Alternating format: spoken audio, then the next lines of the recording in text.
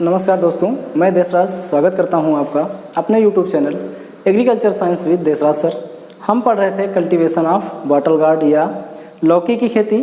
Cultivation of bottle guard या लौकी की खेती में हमने classification, climate, soil, seed rate, seed treatment, improved varieties, time of sowing, sowing method, manures and fertilisers, irrigation आदि चीज़ें पढ़ ली थी।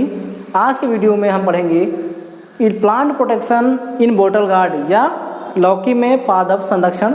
लौकी का किस प्रकार से हम पादप संरक्षण करते हैं, कौन कौन से इंसेक्ट या कौन कौन से कीट लगते हैं, क्या डिजीज़ लगते हैं, कौन से डिजीज़ लगते हैं, उनके सिम्टम्स क्या होते हैं और किस प्रकार हम हमारे फसल को नुकसान पहुंचाते हैं, आदि चीज़ों के बारे में पढ़ेंगे। ठीक, तो आइए हम बात करते हैं प्लांट प्रोटेक्शन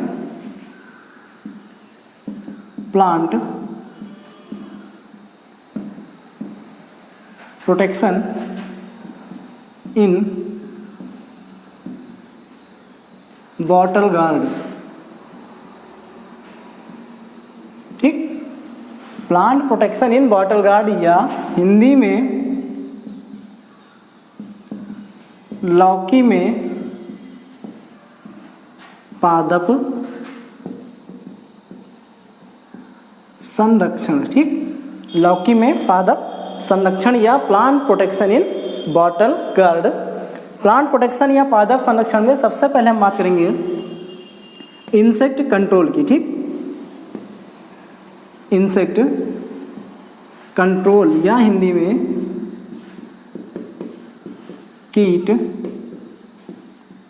नियंत्रण। ठीक, इंसेक्ट कंट्रोल या कीट नियंत्रण। इंसेक्ट कंट्रोल में जो सबसे ज़्यादा या फेमस कीट है जो बहुत ज़्यादा नुकसान पहुंचाता है वो क्या है कुकुरबिट्स में? फर्स्ट है रेड पंपकिन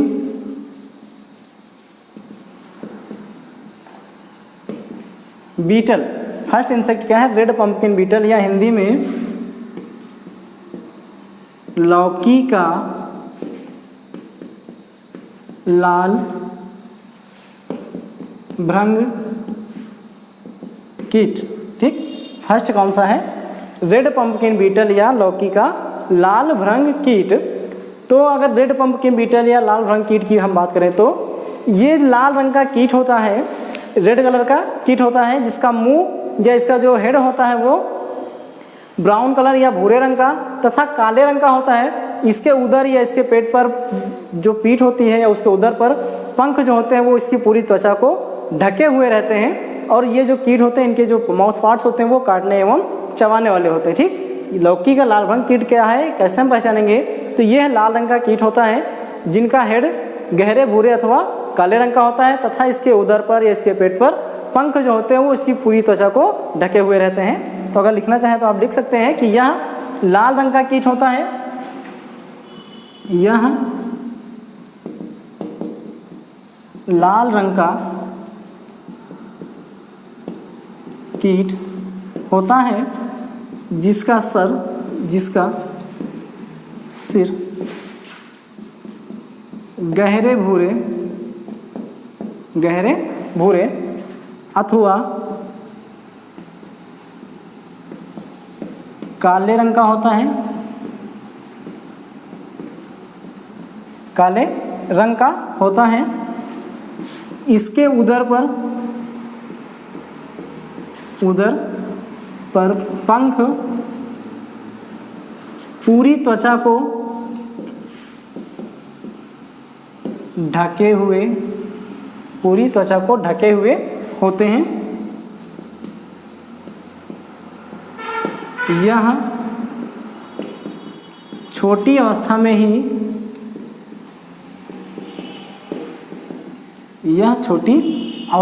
ही पत्तियों को खाकर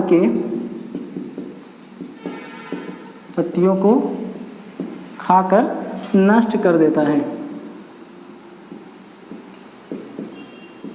ठीक, यह छोटी अवस्था में ही पत्तियों को खाकर नष्ट कर देता है।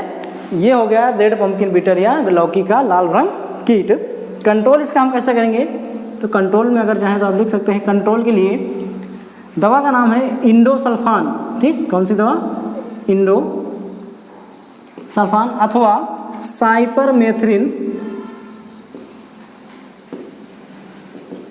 इंडोसल्फान अथवा साइपरमेथ्रिन 30 EC 1.5 लीटर प्रति 1000 लीटर वाटर। ठीक, इसके नियंत्रण के लिए हम क्या करेंगे, इंडोसल्फान अथवा साइपरमेथ्रिन 30 EC 1.5 लीटर दवा को 1000 लीटर पानी में मिला करके प्रति हेक्टेयर की दर से छिड़काव कर देने से इस कीट का प्रकोप कम हो जाता है। और यह छिड़काव हमको लगभग 1 सप्ताह के अंतर पर 2 से 3 बार अवश्य कर देना चाहिए। इस प्रकार हम रेड पम्पकिन बीटल का कंट्रोल कर सकते हैं। ठीक, तो इंसेक्ट जो हो गया किसमें, बॉटल गार्ड में सबसे फेमस या फर्स्ट इंसेक्ट क्या है, रेड पम्पकिन बीटल या लौकी का लाल भ्रंग कीट। रेड पम्पकिन बीटल के बाद जो अगला कीट लगता है लौकी में वो लगता है फ्रूट फ्लाई या फल मक्खी। अब हम बात करेंगे फ्रूट फ्लाई या फल मक्खी की। ठीक, सेकंड क्या है, फ्रूट फ्लाई या हिंदी में फल मक्खी, पंपकिन फ्रूट फ्लाई भी कहते हैं इसको, लौकी की फल मक्खी। फ्रूट फ्लाई क्या होती है कि जो इसकी तितलियां होती हैं या जो फ्रूट फ्लाई होती हैं ये फलों में सुराख कर देती हैं और जहाँ पर ये सुराख करती है वहाँ सुराख में या फलों में सड़न पैदा हो जाती है। ठीक, तो अगर चाहें तो आप लिख सकते हैं इनकी तितलियाँ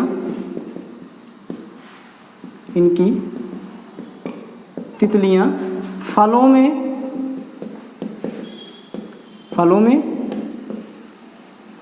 छेद करके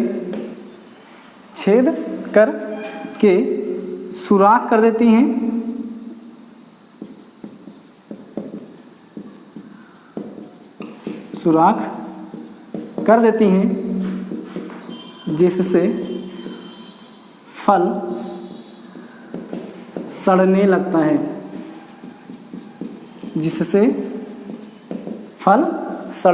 लगता है। ठीक, यह हो गया फ्रूट फ्लाई। क्या होता है कि ये जो तितलियां होती हैं फलों में छेद करके सुराख कर देती हैं और धीरे धीरे जो फल होता है वो हमारा सड़ने लग जाता है। कंट्रोल कैसे करेंगे, इनका नियंत्रण हम कैसे करेंगे, तो कंट्रोल के लिए सबसे पहले तो दवा का नाम है डिप्टेक्स। ठीक, डिप्टेक्स दवा के 0.05% घोल का छिड़काव करना चाहिए।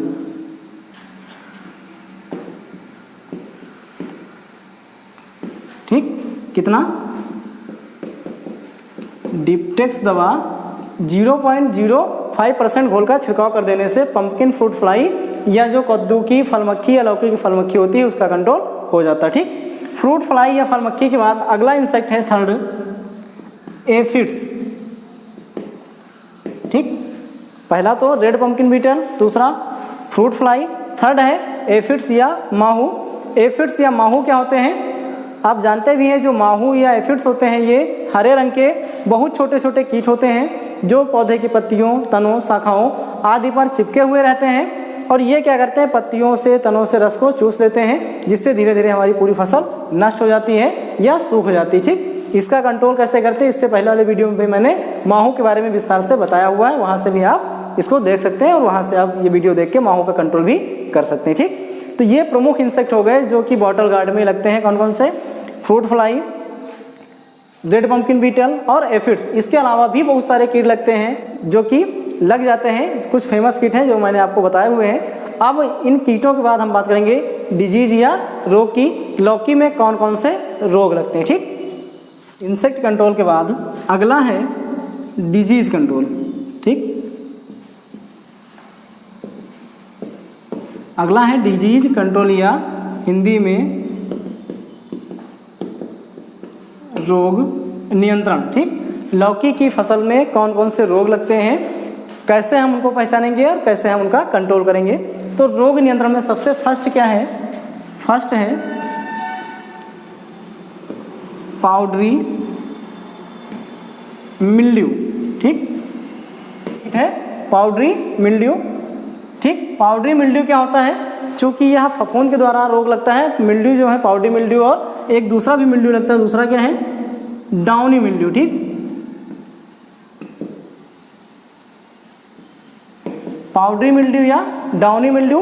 पाउडरी मिल्ड्यू जो लगता है वो हिंदी में इसको चूंडिल फफूंदी भी कहते हैं और डाउनी मिल्ड्यू को हिंदी में मृदुरोमिल आसिता कहते हैं। पाउडरी मिल्ड्यू में क्या होता है कि जो यह रोग होता है फफूंद के द्वारा, दोनों चूंकि किसके द्वारा लगते हैं, फंगस के द्वारा। ये दोनों प्रकार की जो डिजीज़ हैं, चाहे पाउडरी मिल्ड्यू हो या डाउनी मिल्ड्यू हो, दोनों फंगस या कवक के द्वारा लगने वाले रोग हैं। होता क्या है पाउडरी मिल्ड्यू में, इस रोग के प्रकोप से पौधे की पत्तियों पर, तनों पर, शाखाओं पर सफ़ेद चूर्ण जैसा पदार्थ इकट्ठा हो जाता है। ठीक, इसमें पाउडरी मिल्ड्यू में सफ़ेद चूर्ण जैसा पदार्थ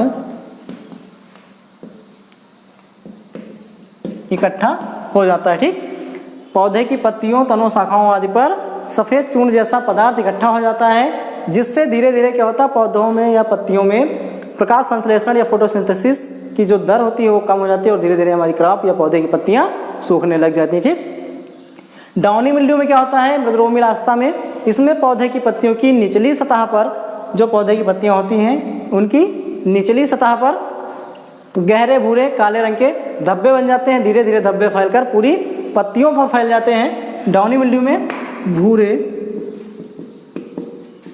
रंग के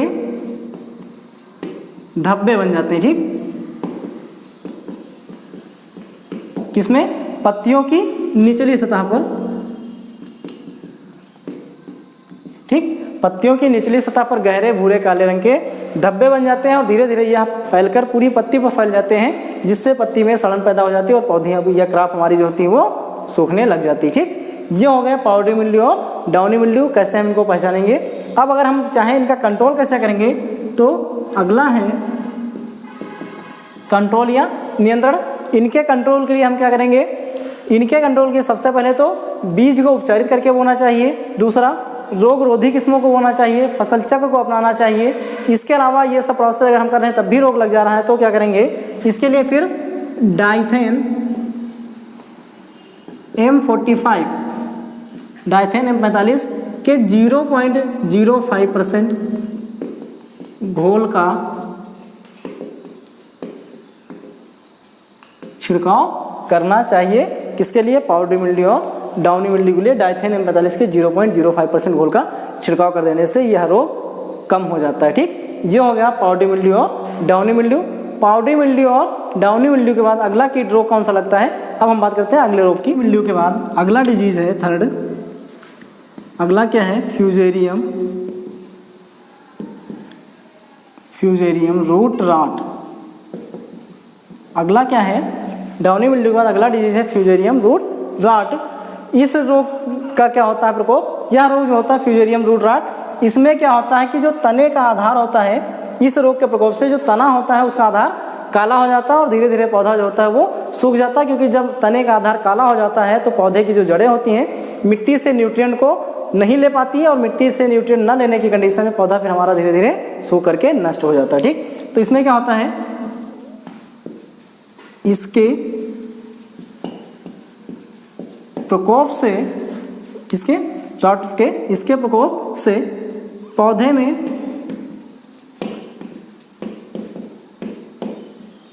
तने का आधार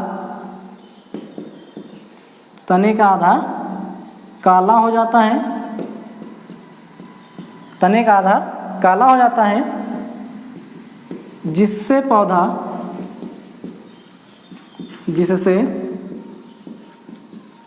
पौधा सूखकर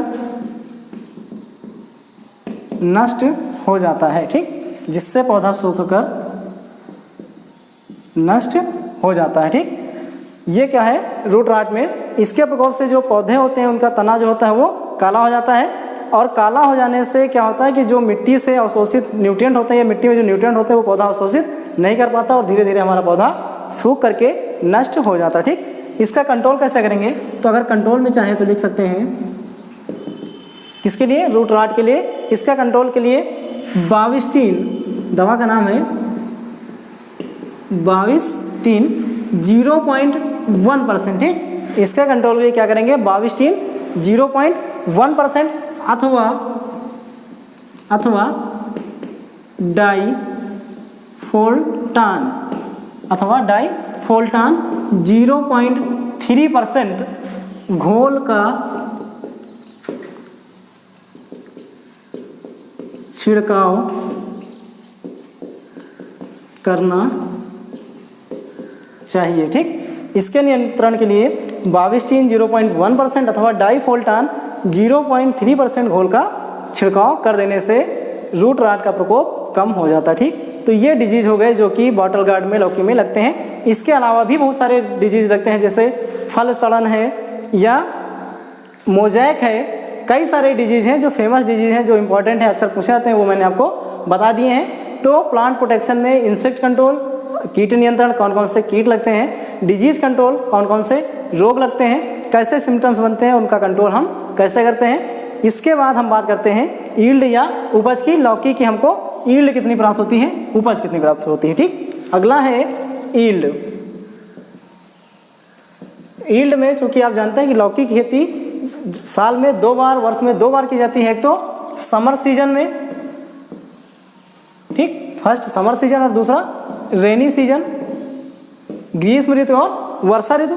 तो अगर लौकी की खेती हम ग्रीष्म ऋतु में कर रहे हैं तो हमको जो उपज मिलती है वो मिलती है 100 से 150 कुंटल प्रति हेक्टेयर। ठीक, अगर हम लौकी की खेती ग्रीष्म ऋतु में कर रहे हैं समर सीजन में तो उपज प्राप्त होती है 100 से 150 कुंटल प्रति हेक्टेयर, और वर्षा ऋतु में कर रहे हैं तो उपज हमको कितनी मिलती है 200 से 250 कुंटल प्रति हेक्टेयर। ये हमको लौकी की उपज प्राप्त होती है कितनी, ग्रीष्म ऋतु में 100 से 150 कुंटल प्रति हेक्टेयर, और वर्षा ऋतु में 200 से 250 कुंटल प्रति हेक्टेयर हमको लौकी की उपज प्राप्त होती है। ठीक, तो ये हो गया plant protection in bottle guard, लौकी में पादप संरक्षण और यील्ड। ठीक, अगर मेरा चैनल या आज का वीडियो आपको अच्छा लगे तो प्लीज़ लाइक करिए, शेयर करिए तथा सब्सक्राइब करिए और बेल आइकन को जरूर प्रेस करिए, जिससे मेरे अगले वीडियो के नोटिफिकेशंस आपको मिलते रहें। अगर आपको कोई भी समस्या है, जो भी कुछ पूछना हो, तो आप नीचे कमेंट बॉक्स में जा करके कमेंट कर सकते हैं, आपका आंसर आप तक पहुंच जाएगा। मिलते हैं अगले वीडियो में, तब तक के लिए थैंक यू सो मच।